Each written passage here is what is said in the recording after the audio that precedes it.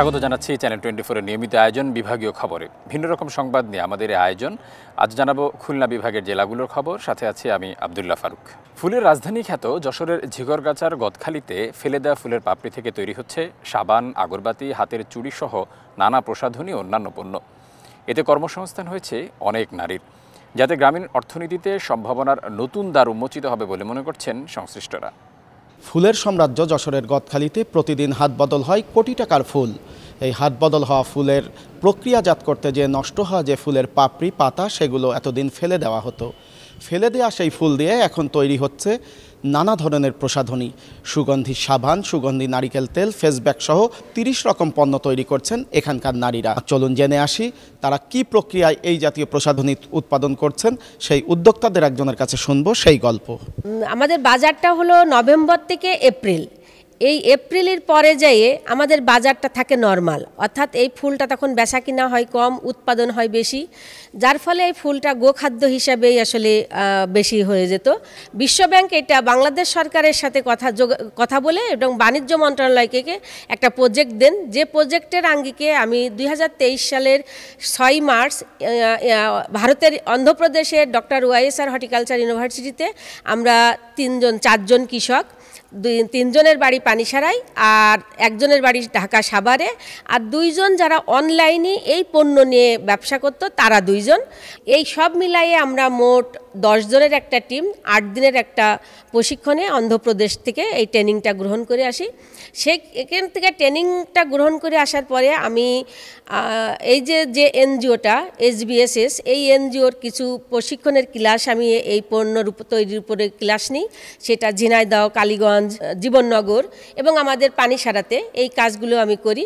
সেই সাথে সাথে আমি এই যে এখানে যারা মোটামুটি একটা ট্রেনিং নিয়েছিল তাদেরকে নিয়েই আমার একটা সংগঠন আমি তৈরি করেছি, যারা আমাদের বিভিন্ন সময় এসে আমরা পণ্য তৈরি করতেছি। এখানে আমার প্রায় 60 জন আছে। আপনারা কি কি পণ্য তৈরি করেন এবং সেটা কি প্রক্রিয়ায় তৈরি করেন, আমরা একটু সেটা জানতে চাই। আমরা এটা তৈরি করি, যেমন সাবান তৈরি করি, আমরা সুগন্ধি নারকেল তেল তৈরি করি, আমরা গোলাপ ফুলের জুস বানাই, আমরা গোলাপ ফুলের আচার তৈরি করি, আমরা ফেস প্যাক তৈরি করি গোলাপ ফুল দিয়ে, আমরা গোলাপ ফুলের পানি আগরবাতি বানাই, আমরা গোলাপ ফুল এবং গাঁদা ফুলের রং দিয়ে কাপড় ডাইং করি, অর্থাৎ বাটিক করি এইগুলো, এবং আমরা রেজিনের সাথে শুকনো ফুল দিয়ে আমরা কিছু অর্নামেন্টস, কিছু চাবির রিং, এই জিনিসগুলো আমরা তৈরি করি।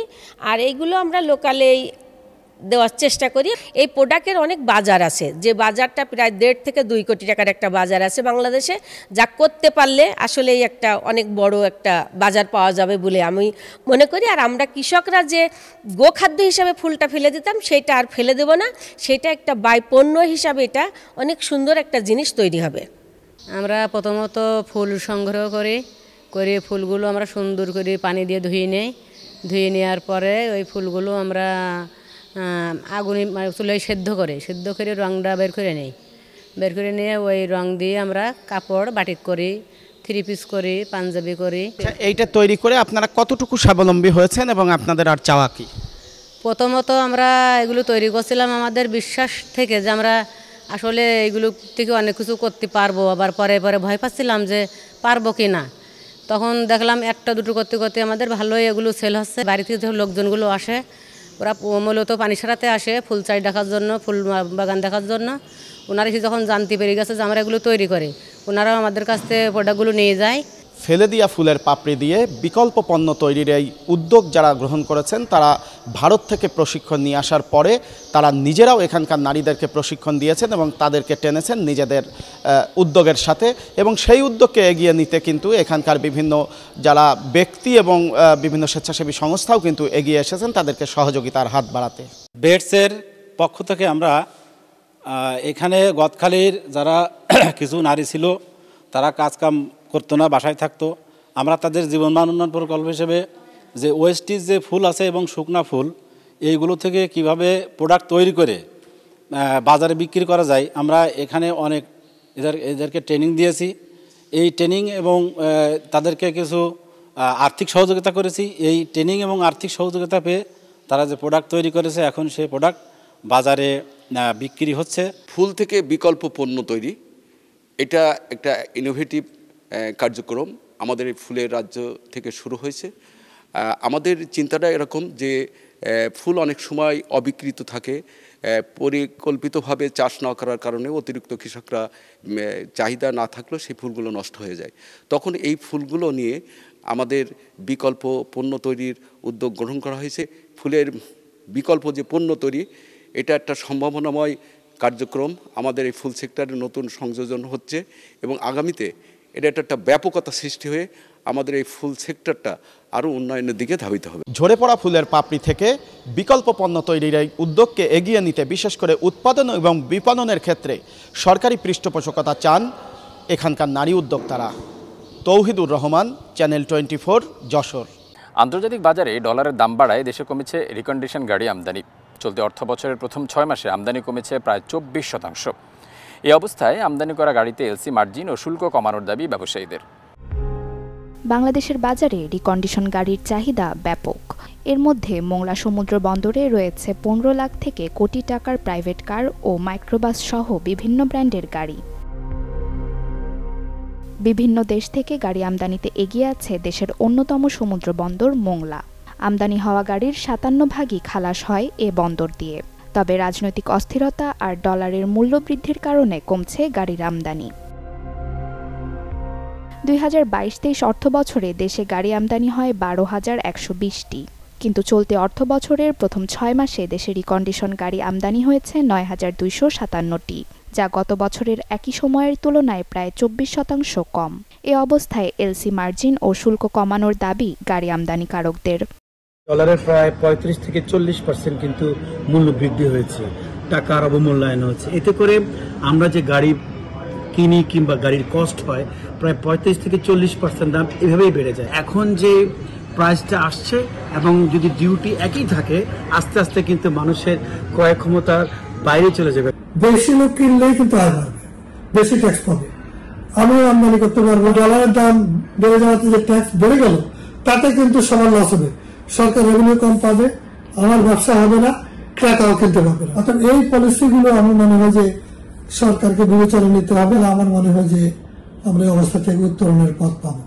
চলতি অর্থ বছরের প্রথম 6 মাসে মোংলা বন্দর দিয়ে গাড়ি খালাস হয় 6,063টি, যা গত বছর ছিল 7,800টি গাড়ি। প্রতি বছর বাজেট যখন হয় তখন ওইখানে শুল্ক হার নির্ধারণ হয়। এটা তো গোপনীয় এবং নীতি নির্ধারক পর্যায়ের সিদ্ধান্ত। মাঠ পর্যায়ে সিদ্ধান্ত বাস্তবায়নের দায়িত্বে আমরা আছি। ডলার সংকট ও জটিলতা কমলে বাড়তে পারে রিকন্ডিশন গাড়ি আমদানি, এমনটাই মনে করছেন সংশ্লিষ্টরা। Desk report, channel 24। নড়াইলে প্রবীণ নিবাসের সদস্যদের সাথে বিশ্ব ভালোবাসা দিবস উদযাপন করল একটি স্বেচ্ছাসেবী সংগঠন। ব্যতিক্রমী এই উদ্যোগে প্রবীণদের ফুল দিয়ে বরণ করা, খাবার ও নতুন পোশাক বিতরণ করা হয়। ছিল খেলাধুলারও আয়োজন। এতে খুশি পরিবারের ভালোবাসা বঞ্চিত এই মানুষেরা। বেলা শেষে নড়াইলের একমাত্র প্রবীণ নিবাস। শহরের অদূরে গ্রামের মধ্যে গড়ে ওঠা প্রবীণদের এই আশ্রয় কেন্দ্রে এক আনন্দের দিন ছিল 14 ফেব্রুয়ারি বিশ্ব ভালোবাসা দিবস। নানা রঙিন কাগজে সাজানো হয় নিবাসটি। পরিবারের সদস্যদের স্নেহ ভালোবাসা বঞ্চিত এই প্রবীণদের সাথে ভালোবাসা ভাগাভাগি করতে আসে স্বপ্নের খোঁজে ফাউন্ডেশন নামের একটি স্বেচ্ছাসেবী সংগঠন। তাদের একটু মুখে হাসি ফোটানোর জন্য এই মা বাবাদের সন্তান, আমরা আজকে একটা দিনই সন্তান হয়ে আমরা তাদের পাশে দাঁড়িয়েছি।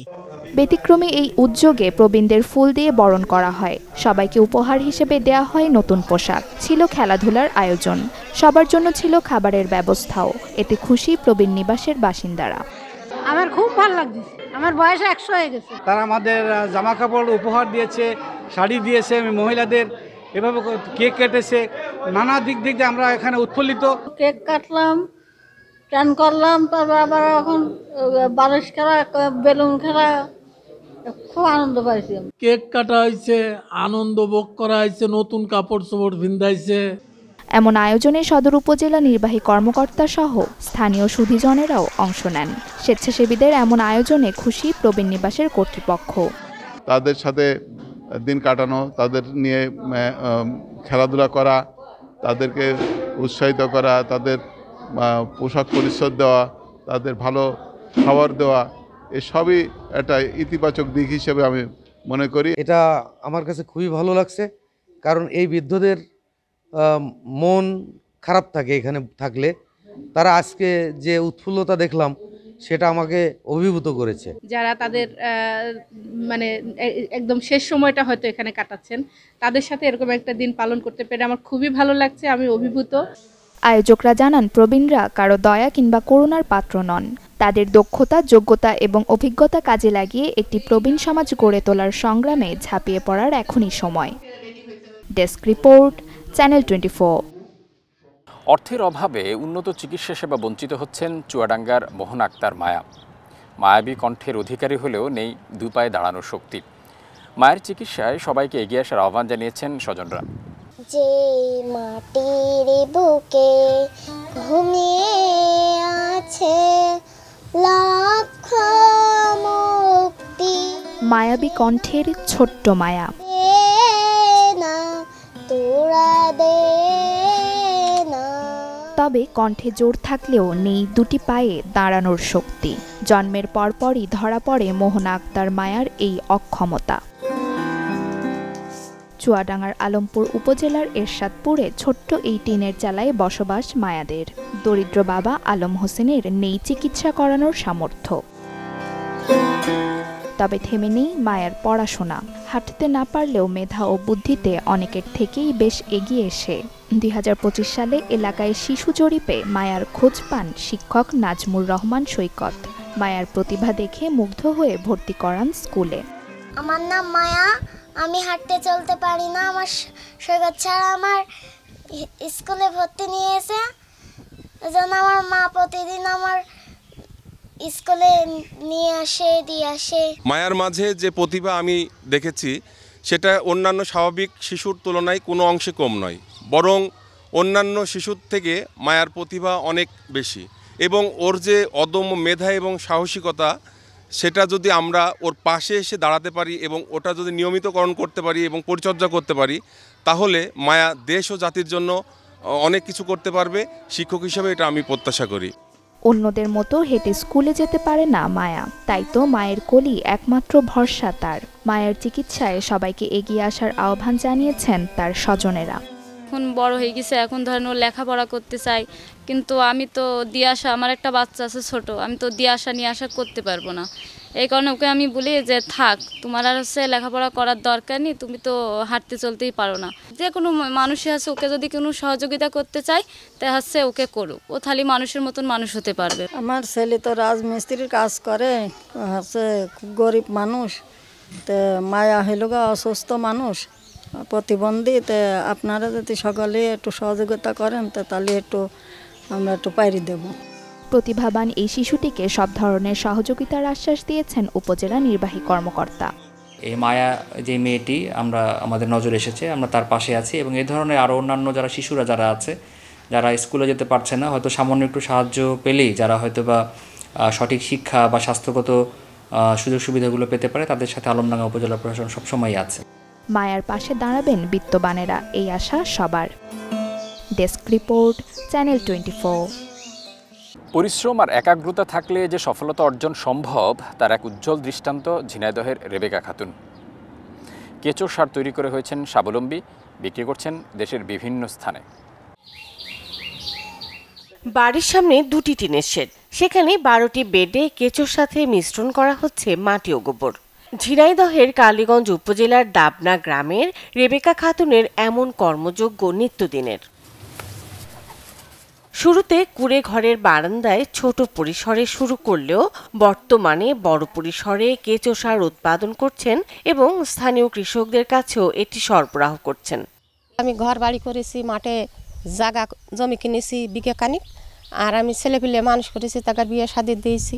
এখন আমার আল্লাহর মজি দুটো টাকা আমার ছেলের কাছে হোক, আমার স্বামীর কাছে হোক, হাত পাত থাকে না। ভার্মি কম্পোস্ট বিক্রি করে সন্তানদের লেখাপড়া ও সংসারের খরচ বহন করছেন। এছাড়া কিনেছেন জমি, বানিয়েছেন বাড়ি। ভ্যান রিক্সা চালাতাম আর এনারা এই টুকটাকে এই হাত দিল, দেওয়ার পরে যে আজকে টুকটাকে এই পর্যন্ত এসে পৌঁছেছি। যাই হোক, আল্লাহর রহমতে এখন ভালোই আছে আর।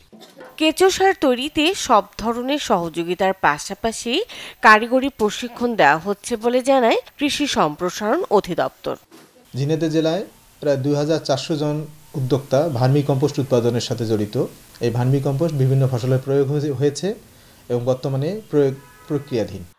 এবছর 1400 মেট্রিক টন সার উৎপাদন হয়েছে। Desk report, channel 24। কুষ্টিয়া ইসলামী বিশ্ববিদ্যালয়ে অনুষ্ঠিত হলো কুহেলিকা উৎসব। গ্রাম বাংলার ঐতিহ্য ও বিভিন্ন সাংস্কৃতিক দিক ফুটিয়ে তোলা হয় এই উৎসবে। শিক্ষার্থীদের মাঝে বাঙালি সংস্কৃতি তুলে ধরতে কুষ্টিয়া ইসলামী বিশ্ববিদ্যালয়ে অনুষ্ঠিত হলো কুহেলিকা উৎসব 1431। বিশ্ববিদ্যালয়ের অনুষদ ভবনের সামনে এই আয়োজন করে স্বেচ্ছাসেবী সংগঠন অভয়ারণ্য। প্রায় 50টি স্টলে বাহারি সব পিঠা, নানা রকম খাবার, বই, পোশাকের পসরা সাজিয়ে বসেন শিক্ষার্থীরা। আমাদের স্টলটা হচ্ছে মেইনলি হচ্ছে মেয়েদের অর্নামেন্ট আর হচ্ছে খাবার আইটেম নিয়ে, কেক, পিঠা, আমাদের নাটোরের যে বিখ্যাত কিছু কিছু পিঠা আছে, নাটোরের কাঁচা গোলার পাটিসাপটা। এই কুহেলিকা উৎসবে আমাদের সবাই যারা ক্ষুদ্র আমরা উদ্যোক্তা আছি, স্টুডেন্ট, আমরা আমাদের নিজেদের মতো করে যেগুলো পারতেছি, বিজনেস চালাইতেছি, সেগুলো আমরা নিয়ে সবাই দোকান দিয়েছি এখানে। আর এখানে অংশগ্রহণ করতে পারে খুবই ভালো লাগতেছে, কারণ এটা একটা মিলন মেলা। এরকম একটা আয়োজন ইসলামী বিশ্ববিদ্যালয়ে প্রতি বছরই হয়ে থাকে, এই বছরও সেভাবে হচ্ছে এবং প্রতি বছরই বিভিন্ন উদ্যোক্তা এখানে আসেন এবং তারা তাদের ব্যবসা বা হচ্ছে তাদের যেই বিষয় উদ্যোগ যেগুলো তারা নিয়ে থাকেন সেগুলো আমাদের সামনে দেখান। কুহেলিকা উৎসব এবার 2025 আয়োজন করেছে যারা, খুবই ভালো লাগছে। আমাদের সব জুনিয়ররা, আমাদের ব্যাচমেটরা স্টল দিয়েছে, সব ঘোরাঘুরি, খাওয়া দাওয়া খুব উপভোগ করছি। আয়োজকরা জানান এই উৎসব উদ্যোক্তাদের জন্য নতুন একটি প্ল্যাটফর্ম, যা ছিল আনন্দময় ও শিক্ষামূলক। আগামীতেও কুহেলিকা উৎসব চালিয়ে যেতে চান তারা। পাহাড়ি অঞ্চলের যে কৃষ্টি কালচার বা সেখানকার যে খাদ্যাভ্যাস বা সেখানকার যে ঐতিহ্য, তারা কিন্তু তাদের স্টলগুলোর মাধ্যমে সেখানে প্রেজেন্টেশন করার চেষ্টা করেছে। আবার আমাদের স্পেশালি উত্তরবঙ্গের কিছু জেলাগুলোতে যে নিজস্বতা, সেগুলোও কিন্তু তাদের নিজস্ব স্টলগুলোর মাধ্যমে তারা প্রকাশ করার চেষ্টা করেছেন। মূলত একটা ছাদের নিচে 64টা জেলার কৃষ্টি কালচারগুলোকে কিভাবে সাজানো যায় অভয়ারণ্য এই প্রোগ্রামটার মাধ্যমে, সেটাই প্রেজেন্টেশন করার চেষ্টা করেছে। আলহামদুলিল্লাহ, যতটুকু করতে পেরেছি সবাই অনেক সাড়া দিয়েছে, সবাই পছন্দ করছে এবং সবাই এখন থেকেই জিজ্ঞেস করছে আগামী কুহেলিকা আমরা কবে করব। এমন আয়োজনের মাধ্যমে বিশ্ববিদ্যালয়ের শিক্ষার্থীদের মাঝে শিক্ষার পাশাপাশি বিভিন্ন এলাকার বৈচিত্র্যময় সংস্কৃতি ছড়িয়ে পড়বে বলে জানান শিক্ষকরা। আমার বিশ্বাস এই ধারাবাহিকতা রক্ষা করলে বর্তমান নতুন প্রজন্মের ভিতরে যে মূল্যবোধের অবক্ষয় এবং তাদের ভেতরে যে নৈতিকতার স্খলন, এই জায়গাতে যদি আমরা বাঙালির সংস্কৃতির ওই জায়গায় ফিরে যেতে পারি, তাহলে আমাদের ভিতরে মনোজগৎটাকে এটি আরও অনেক বেশি তাড়িত করবে, শানিত করবে। ক্যাম্পাসগুলোতে বাঙালি সংস্কৃতি উপস্থাপনের এই উৎসব বেশি বেশি হওয়া দরকার বলে মনে করেন শিক্ষক ও শিক্ষার্থীরা। Desk report, channel 24। এই ছিল আজকের বিভাগীয় খবরে। আগামীকাল নতুন স্বাদ ও ভিন্ন গল্পে আবারও হাজির হব, সাথে থাকবেন।